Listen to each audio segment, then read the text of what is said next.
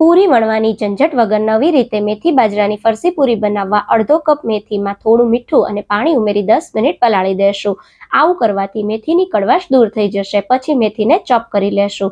હવે લોટ બાંધવા 1 કપ બાજરાનો લોટ, અડધો કપ ઘઉંનો લોટ, એમાં ચોપ કરેલી મેથી, 1 ટેબલસ્પૂન તેલનું મોણ, સાથે હળદર પાવડર, લાલ મરચું પાવડર, સફેદ તલ, સ્વાદ પ્રમાણે મીઠું, જીરું અને થોડો અજમો ક્રશ કરીને ઉમેરીશું. 1 ચમચી દળેલી ખાંડ, 1 ચમચી આમચૂર પાવડર અને થોડી હિંગ ઉમેરી છાશમાં લોટ બાંધી લેશું.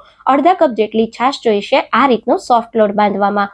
હવે પૂરી વણવા માટે આ રીતે લુવું કરી લેશું અને લુવાને 2 પ્લાસ્ટિકની વચ્ચે રાખી વાટકીની મદદથી પ્રેસ કરી પૂરી વણી લેશું અને એમાં કાપા કરી દેશું, જેથી તળતા સમયે પૂરી ફૂલે નહીં. તમે આ રીતે પ્લાસ્ટિકની વચ્ચે રાખી પૂરીને વણી પણ શકો છો.